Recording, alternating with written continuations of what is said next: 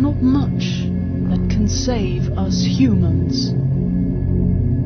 With our current technological capabilities, we cannot survive.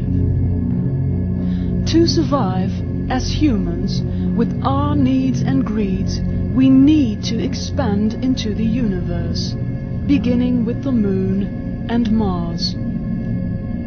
The Moon and Mars are our best opportunity in terms of providing grounds for the accommodation of our expansive nature, which cannot be stopped.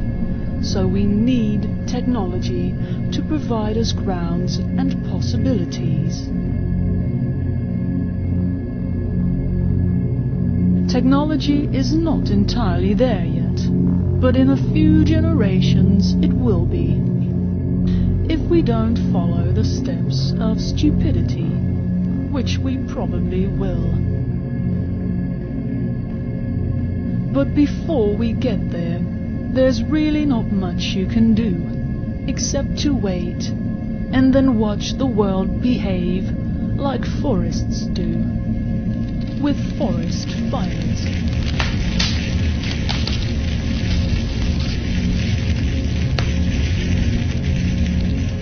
You probably think the necessity of going to the Moon and Mars is not great.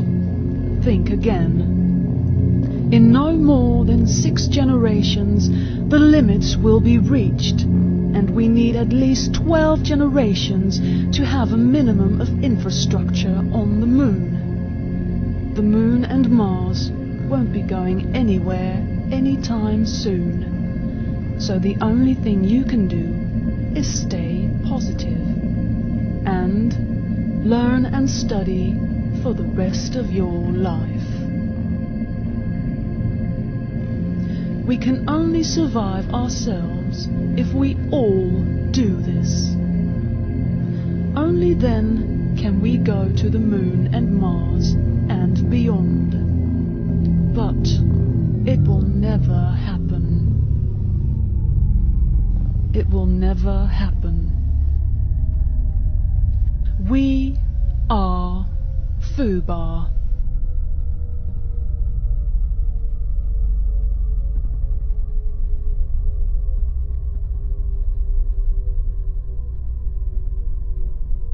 We are idiots. Why? Just look around. Look at the idiot to the right, or imagine one of your idiot friends. You know, he or she has done a number of idiotic things and will keep on doing so. Now look at the blithering idiot to the left. Same story. You want to see the biggest idiot? Just have a look in the mirror. Be honest. Rerun all the idiotic things you've done in your life. Now count them.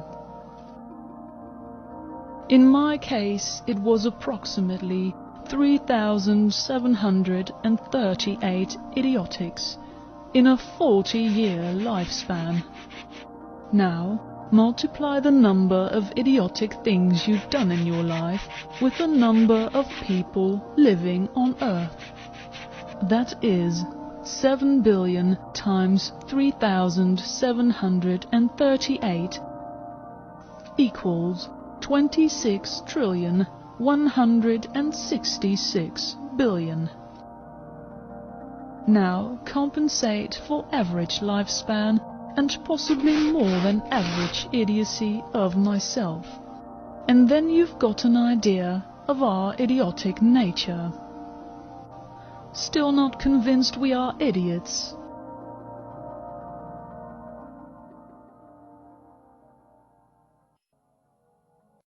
Let me give you a few examples. The world's population is rising exponentially. 2 babies per second. And yet we are having more and more babies faster than we can say diaper. We will do anything to protect our children. But we don't think about the world and her inability to feed and house everybody. We are putting our children in a place that is going to explode. but we don't see it. Another example.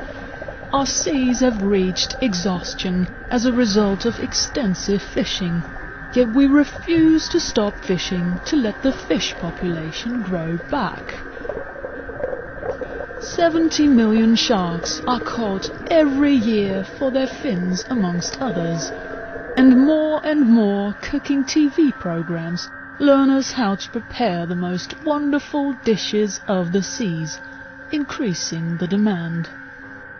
That our friends the fish are disappearing faster than you can say tuna. In the Second World War, there was an area north of Britain in the sea where Allied ships, including fishing boats, were attacked continuously by German U-boats called wolf packs. As a result, the British government claimed the area a no-go area, which meant nobody, including fishing boats, could enter the area. The area was closed until the end of the war, 3 years later. In those 3 years, the fish population exploded. But will we make our seas a no-go area? Never. Not even if we let current fishermen catch 10% current quota and pay them additionally for patrolling the seas to help catch poachers.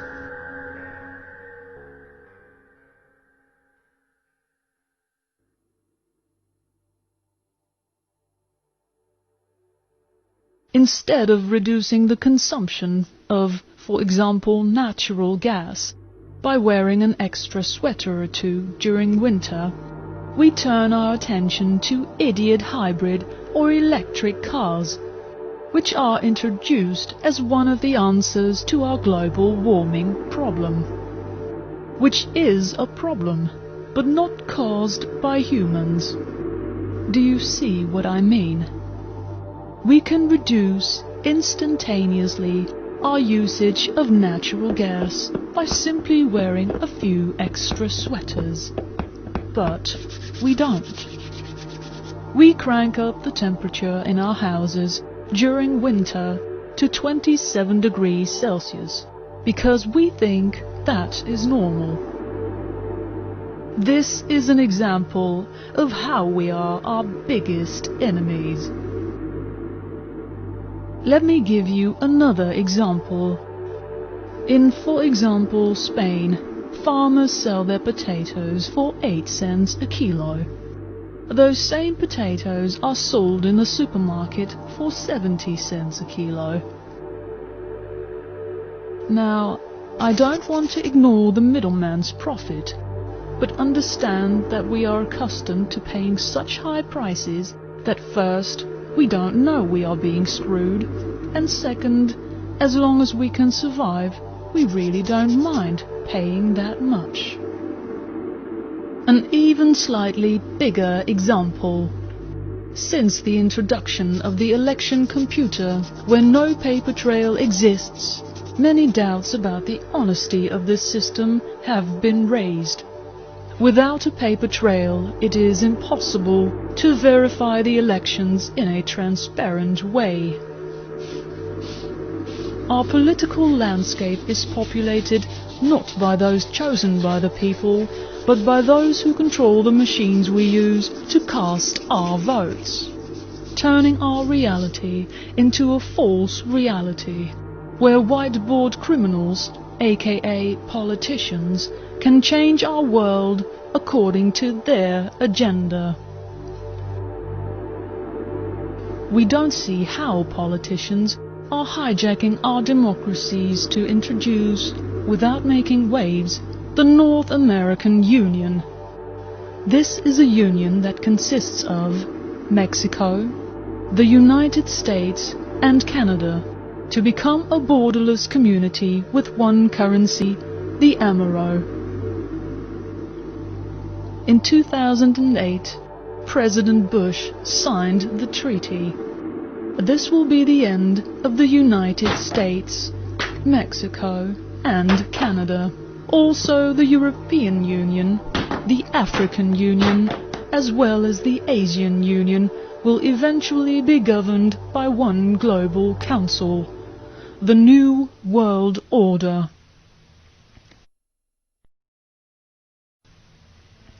Earth is dying. We have problems, but at the same time we amplify our problems with short-term and greedy solutions. If we would only be able to think as an individual or a group of like-minded people, we could tackle our problems. But that will never happen.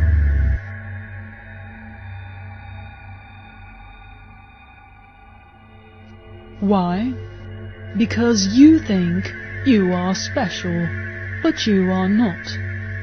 I'm saying this with all respect for your being, but please stop thinking that you are special, because you are just as special as a cockroach in a restaurant.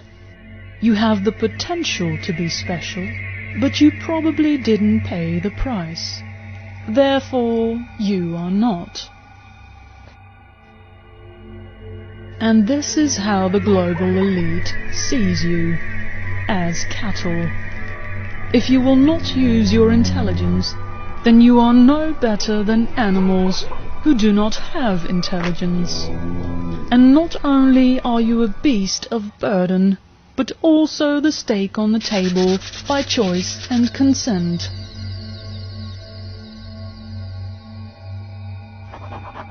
Those who control the economy and governments live in a theoretical world of numbers and documents describing their investments, their debts and credits, their wealth and properties, and through those numbers they change the world to accommodate their necessities.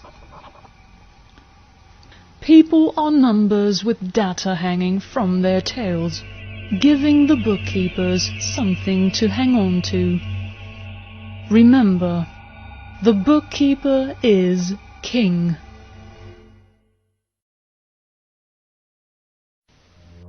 To have a realization of how the world works, you need to study and observe for a lengthy period of time. If you don't study, open your mind for every theory possible, you will never reach the intellectual level that you need to even see a little piece of reality. Remember that what you see is like what you see when you look through a keyhole. It's just a little piece of reality. Reality is not something that occurred just like that. Our reality is one meticulously crafted by powers that rule the world since centuries. If you believe in God, no offense, you believe in an idea that over the millennia has been perfected by the ruling classes. The same thing goes for money, which really only exists because we believe in banks, not because those banks can vouch for the real value of the money owned by the people. And publicists, journalists, most writers and filmmakers provide information while being afraid of the public opinion or their employers, censoring themselves in a way, offering us biased truths. The elite know we are living in the 11th hour, and they know secrets inherited throughout history from the Anunnaki knowledge up until present day, including Sumerian, Greek, Egyptian, Mayan, Hebrew, and Nazi secrets. And those secrets are kept from the public because they know that they will lose their power and influence as soon as the general population learns from them. These groups, also known as the Skull and Bones, Illuminati, or Mason, pick their members very carefully from the children of their members, and carefully give them the knowledge to maintain their influence. They know the truth lies in mathematics and geometry. They know death is near and time is short. And now you know that they know that you don't know what they know. We haven't the foggiest idea.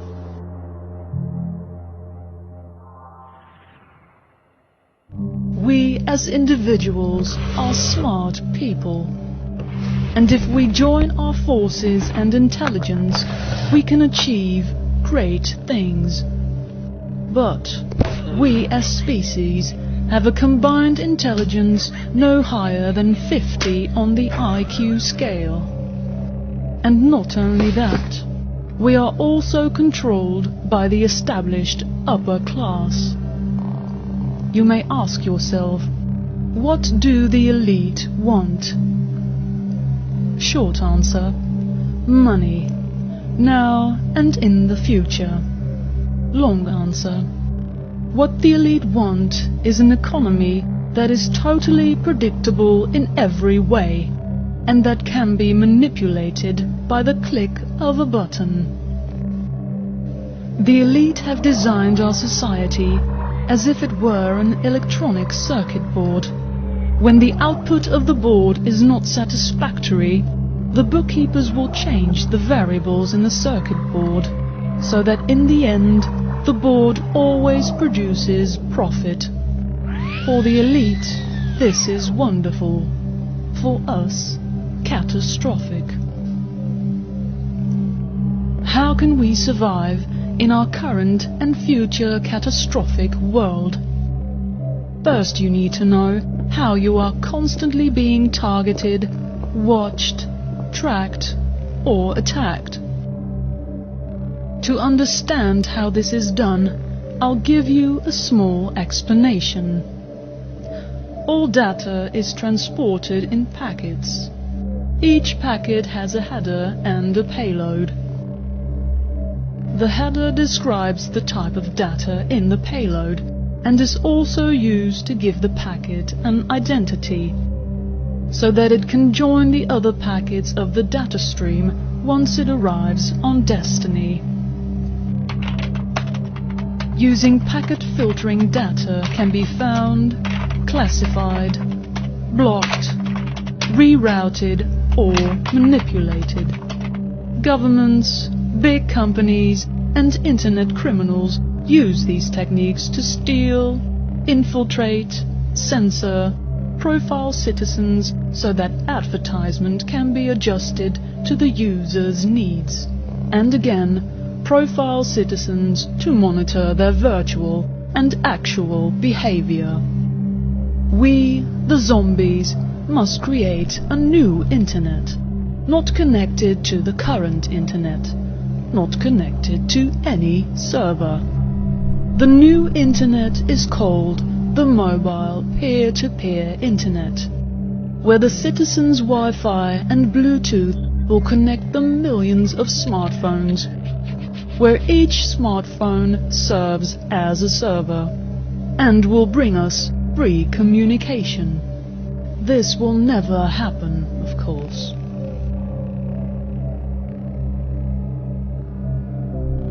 To control us, the upper class keeps the public undisciplined and ignorant of the basic system principles on the one hand, while keeping them confused, disorganized, and distracted with matters of no real importance on the other hand.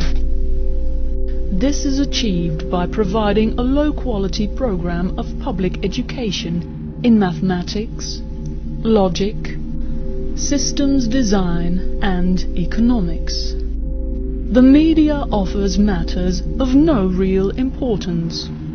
They keep you away from the real important issues and offering public entertainment below a 6th grade level. Governments rewrite history and law and subject the public to deviant creations to shift their thinking from personal needs to highly fabricated outside priorities. An example of shifts in the mind of the public is the following story.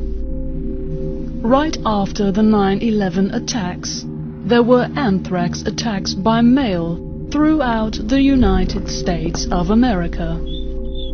These attacks resulted in a national fear so intense that even people in states like Arkansas feared an attack by Al-Qaeda. Remember that the anthrax that was used was possibly anthrax from a US military installation. The FBI, in an ungraceful moment right after 9/11, destroyed the one thing that could prove a link between the anthrax used in the terrorist attacks and the anthrax owned by the military, the Ames anthrax strain, destroying possible links between the attacks and the government. There are many so-called red flags that indicate that the official 9/11 history is false, or that at least something strange is going on. This means that since 9/11 we are possibly living in a world with a false history. We, the zombies, will never know what happened. But there is one thing that we, the zombies, are experts in. We are experts in watching television. Most of us watch television approximately 4 hours a day. In our television watching careers, we have seen on average a number of approximately 50 controlled demolitions. In other words, we know how a controlled demolition looks like. Like this. Like this. Or like this. This one and this one. And if that's not enough, check this controlled demolition expert. Or this. This.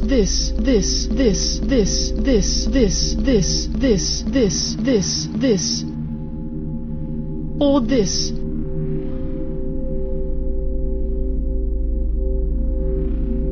Nothing more to say. Do your own bloody research. As long as there are no answers to these questions, you can assume that the real answers are being kept away by the ruling upper class, the same one that controls us. But remember that assuming is a dangerous thing to do. It can make an ass out of you and me. But still, the writer of this film thinks that there is one way to prove if the towers were taken down by explosives or that it was just the plane crashes. All the plans for the architectural design of the building are still there. Also, one can reasonably determine what was inside the buildings and airplanes. Using supercomputers, countless simulations can be made. And the filmmaker bets his sorry, bleeding that not one of the simulations will give the same results as we witnessed on 9/11. Bloody mathematics can guide us to the truth. War is the best business ever, and history is written by the conquerors. It's now time to let the people be the conquerors, beginning with a silent revolution.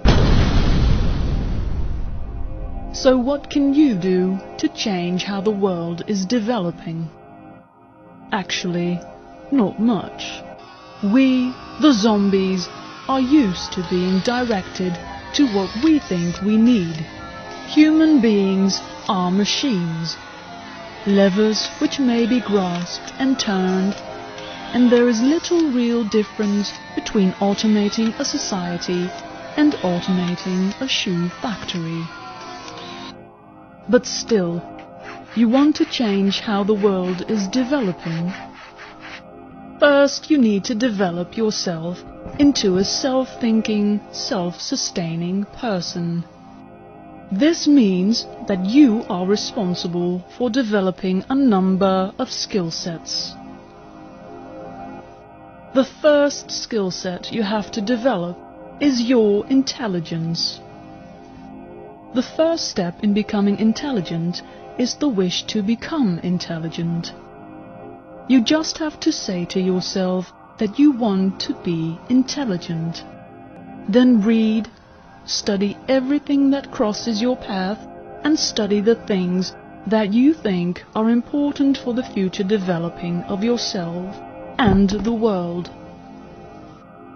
The second skill set you have to develop is the ability to solve one's problems and the development of readiness for catastrophe.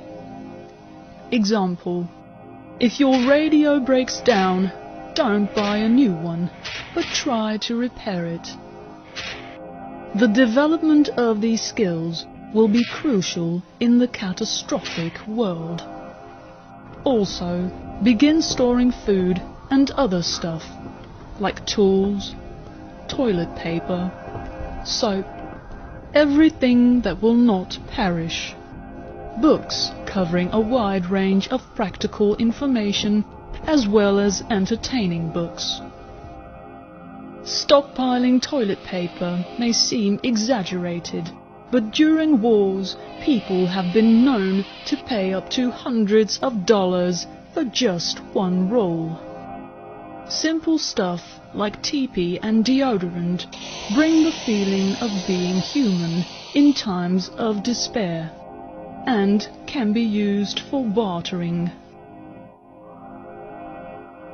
The third skill set is the development of defensive and offensive skills, both offline and online, to protect oneself from corrupt governments, but also criminals and profiteers.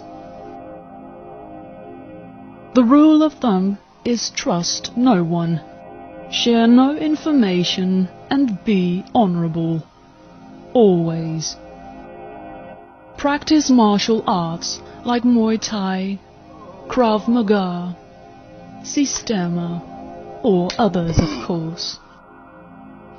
For a start in online protection, I will give you a summary of a document with the name Secret 020, which you can find on the internet. It's a document written by those twats from Anonymous. It's good though.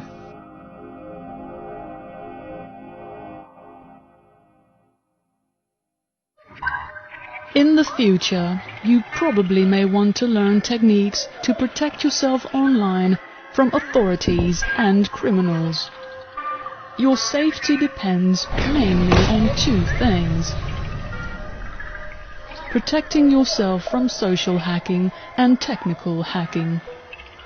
Example: suppose you were born in a city called Nerdegrad. A lot of people use the name of the city they were born in as a password. Things like place of birth, date of birth, current address can be easily obtained by hackers simply looking at social media. A hacker will try to use your place of birth to crack your password, so you should only use random generated passwords containing uppercase as well as lowercase characters, and also numbers and other type elements like hyphen, commas, etc. This is necessary in case of a technical attack called brute force attack. This will give the computers of the hacker a hard time decoding it. Remember not to use plain words for passwords. These can be easily hacked with a dictionary attack. You have to realize that authorities and criminals from all over the world won't let any opportunity untouched if it's able to extract information from its citizens. One way of preparing for the catastrophic world is to train yourself in becoming a person with hacking skills.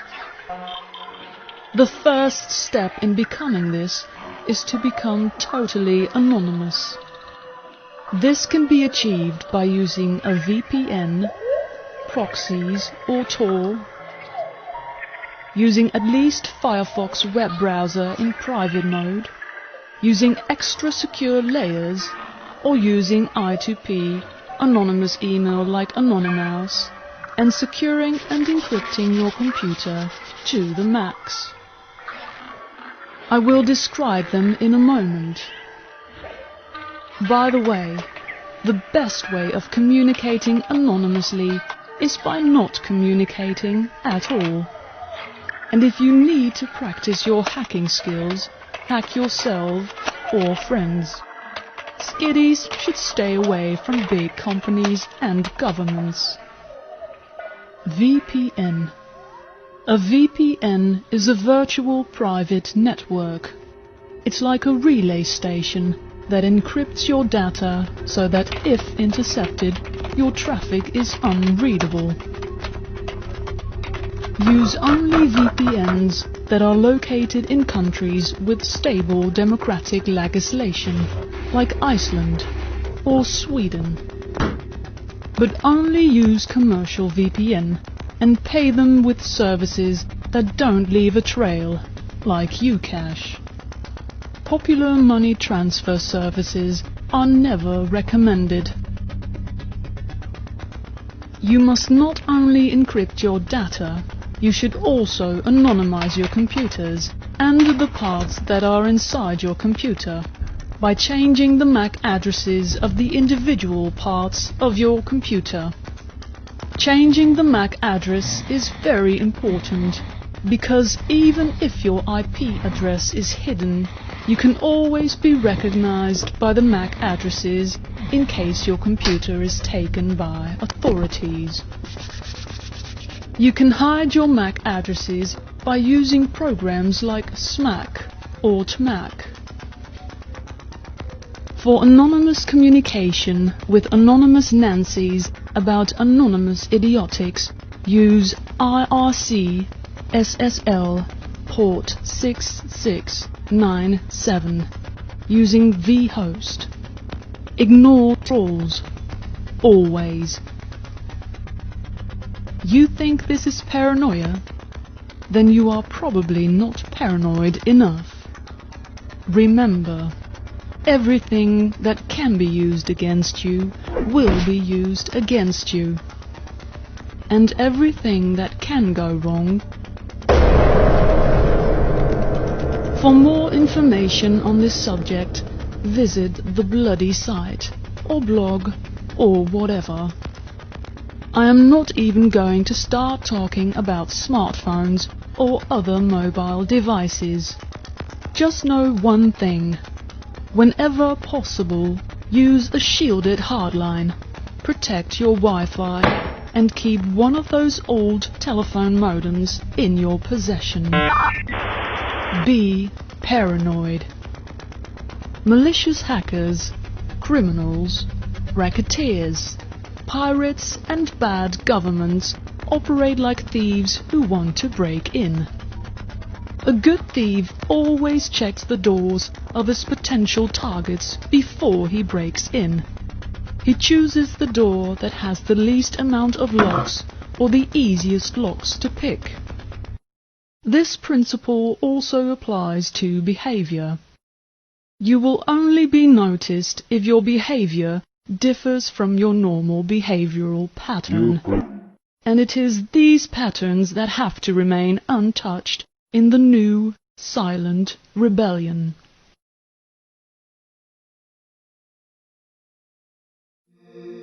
The Third World War has already begun. Stabilizing our world is impossible because of too much greed and too much population. Evil, as well as good, is inside us.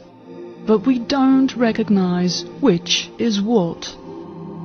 The elite, those who control our economy and government, do everything in their power to avoid losing their money and influence. They are protected and helped by corrupt governments all over the world that try to maintain the status of the elite by introducing new cash to uphold businesses, what will end in inflation. After the inflation, there will be a lot more creditors, and then, eventually, war will begin, because war is the ultimate way of balancing the account, by killing the creditors and taking their possessions, as it always has been. We refuse to study and don't realize that if we don't change, we will lose our future. We, the zombies, will lose this war in every way, because we refuse to control our appetites, our greed, our procreation. Our world is a world designed to behave like the designers want. Built on mathematics, it directs and redirects us zombies to perform our little monkey dance. We will never go to the moon. This will be the future, and the future is now.